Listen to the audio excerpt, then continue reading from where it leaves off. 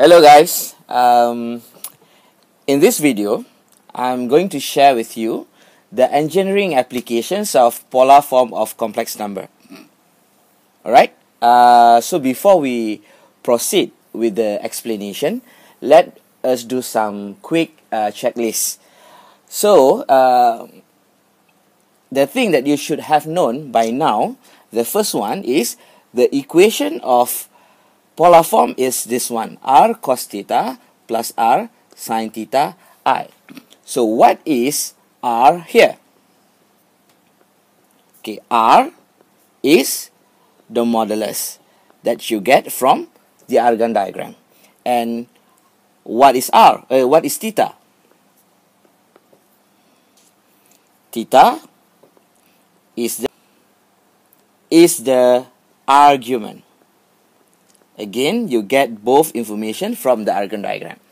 Alright? So if you know this, we can proceed with the application of it. Okay, now let's see how does this polar form of complex number can be applied to solve an engineering problem or an engineering challenge. I am very sure, look at the green question here. Alright? I am very sure that you are familiar with this question. Find the resultant force. So what does that mean? That means you need to find Fr, which is equivalent to F1 plus F2 plus F3. I believe you have seen this type of question in the vector topic.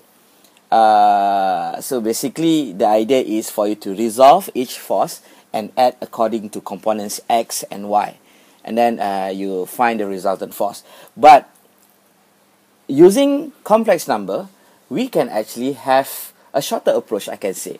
So we can actually solve the same challenge, the same question using the complex number. The keyword or the key things for you to do here is to convert the information given in the question. I mean here is the f and also the degree given. You have to convert these two information into complex number, and then we can actually solve it. Okay, let's start the process. So now, as I told you just now, we need to convert the information into complex number.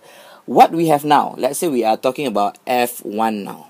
Alright, so F1, we have this 107.59 Newton, and this one can be considered as your modulus. This one is your R.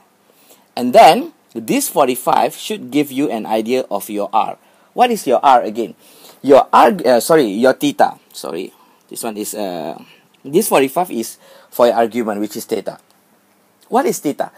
Theta is the angle from the positive x-axis, which is this axis here, which is this axis, to the force. Alright, so in this case, F1, the theta is 45, because 45 plus 45 is 90. So we put these two information into the polar form. Alright, what do we have? Let's see.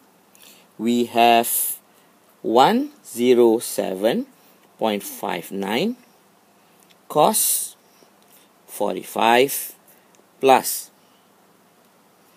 107.59 sin 45 I. So when you press your calculator, you do your calculation, you can actually get this one is equal to 76.08 plus 76.08 I. Now we have represented the two information of F1, which is the R and also the theta, into a complex number. Complex number of this one. Okay? Complex number. What do you have to do next? So you repeat what have you done. You repeat the process the same process for F1 in F2 and F3. So that means you are converting F2 and F3 into complex numbers format. So for F2, you will have this one here. I'm referring to this. 87.85 cos 150 plus 87.85 sin 150.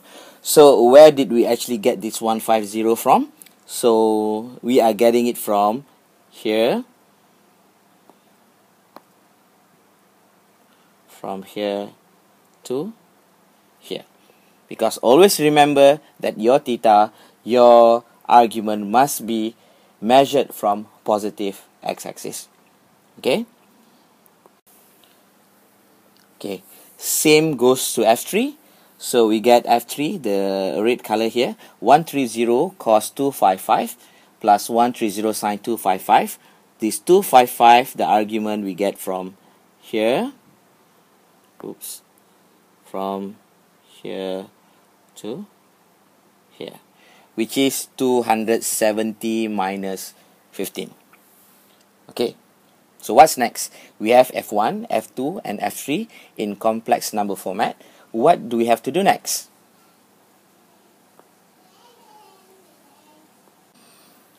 The answer is you have to add all F, as you can actually see here. Fr is equal to F1 plus F2 plus F3. So what you have to do is to add this with this F2 and F3, which eventually will give you this answer. Your Fr will be equal to negative 33.65 minus 5.53i.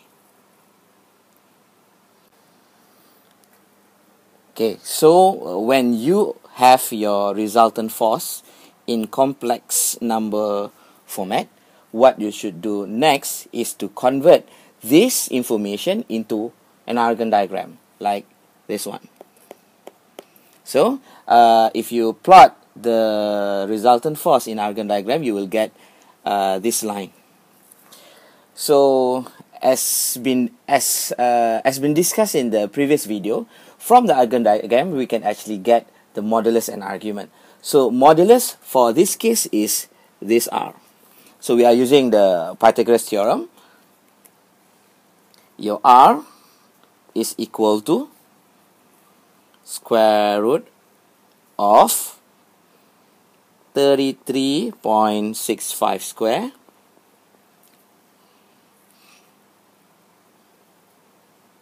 plus 5.53 square, and you will get the answer is 34.10.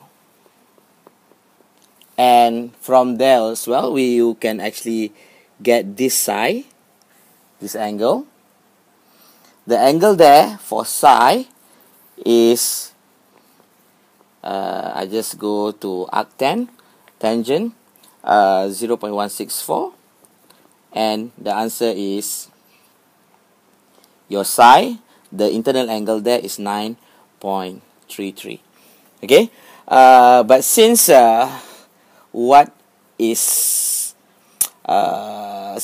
but then this psi is not the argument. The psi, the argument is the angle from the positive x-axis to here. So your theta or your argument is equal to 180 plus 9.33, which is equal to 199.33. So by doing this, by finding the modulus and argument, the R and theta, you have actually solved the question. The answer will be resultant force is 34.10 Newton acting at 199.33 degree from the positive x-axis. Okay, So I hope you can actually see the flow. First, you have to convert all the false information into complex number, and then you add everything. After you add everything, you convert the answer into an Argand diagram and find the modulus and argument as your final answer. Okay? Alright? Hope you can understand this. See you in my next video.